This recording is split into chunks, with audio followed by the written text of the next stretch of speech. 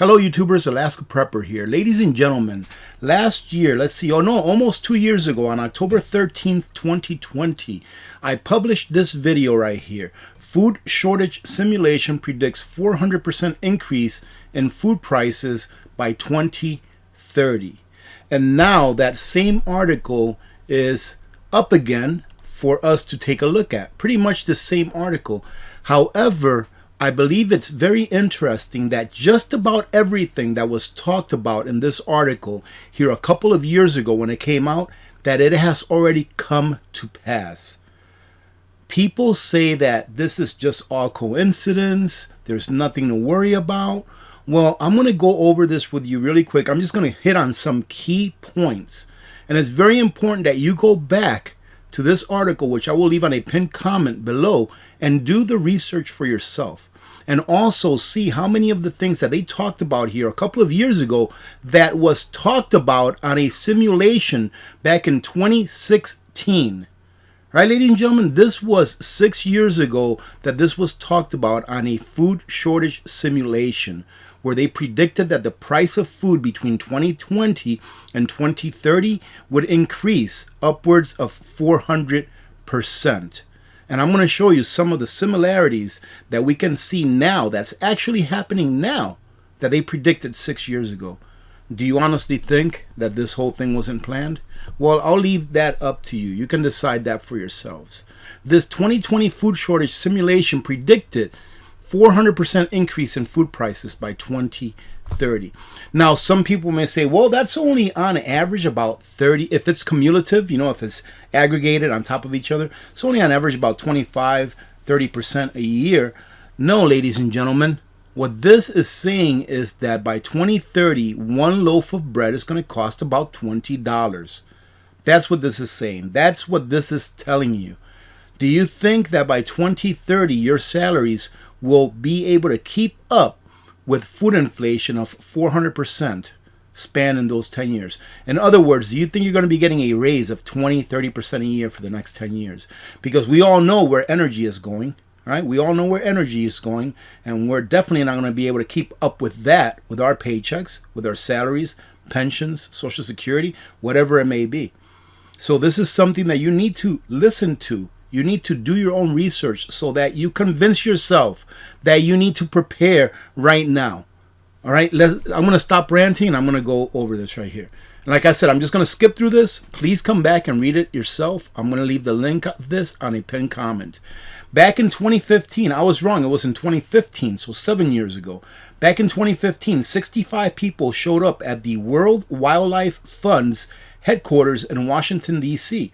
These individuals were international policymakers, corporate businessmen, academics, and leaders in thought. Their goal? To run a simulation of a world food crisis that would begin in 2020 and 2030. My question is this: what made them think of this? Why did these people get together and say, hey, let's run a simulation and see what would happen if between 2020 and 2030 there's going to be a major worldwide food crisis? And I was pretty amazed that everything that I checked on this actually checked out to actually be happening right now. Wait till you see this.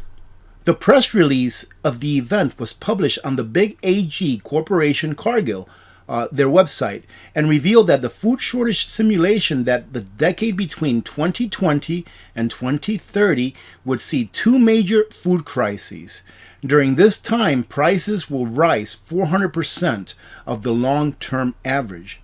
There would be a number of climate-related weather events. Governments would be toppled in Ukraine. You get this?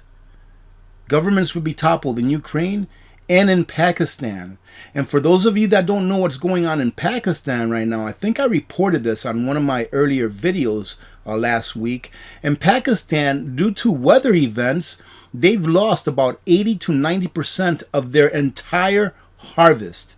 Their crop, their grains were in the ground ready to get harvested, and then they had some kind of a flooding event where 80 to 90% of their food is gone. What happens when people in mass are hungry and the governments can't get them what they need to eat? Well, ladies and gentlemen, look at history. Governments get toppled. and famine would force refugees from Myanmar, Chad, Sudan, and Bangladesh. Does any of this sound familiar yet? Well, I'm going to show you here how familiar this is because it's actually happening.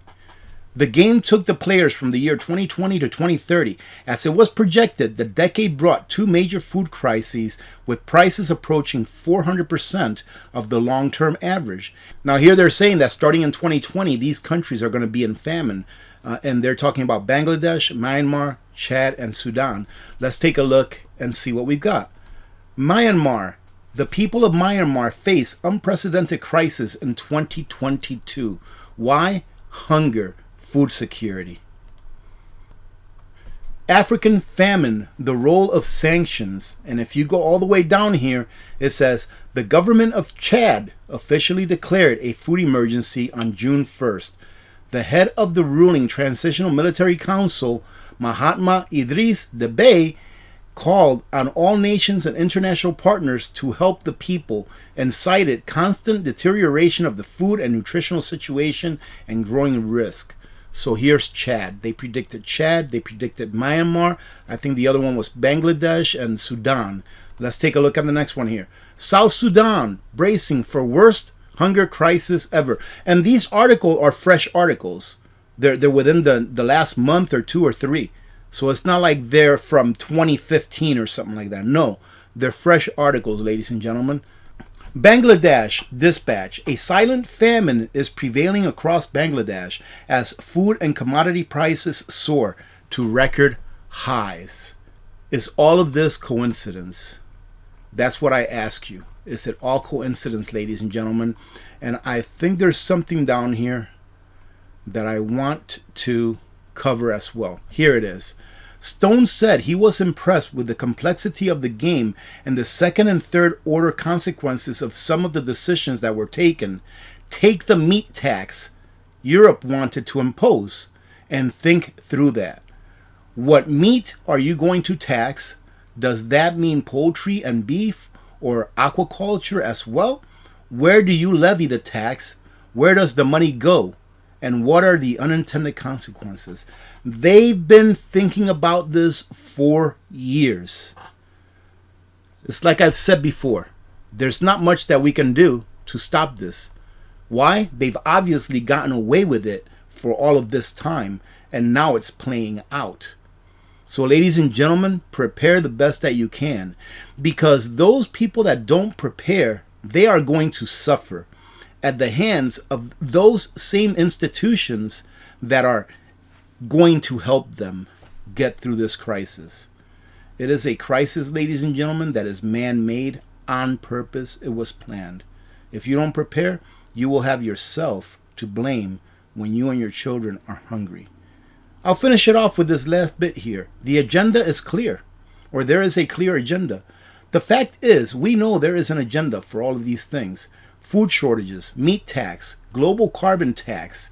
And if the health crisis has been anything, it has been the most helpful little thing to ever have existed.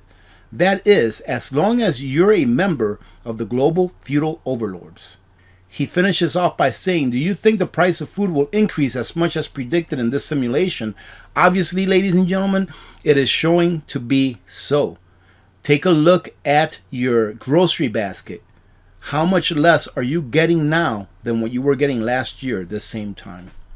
And he finishes off by asking you the same question I would ask you. If you knew of this previously, what do you think about it now? I bet you that I can go back to my video that I put up a couple of years ago almost, and I bet you that I can pull up some comments that are like, this guy is crazy, this is never going to happen, blah, blah, all that. I'm not going to waste my time doing that. But I bet you that there's comments like that in that video. Well, now what do you think? I'm not happy that this has come to be, but we're only in the beginning of this, and it's going to get much worse. So prepare the best that you can, because that's the best that you can do.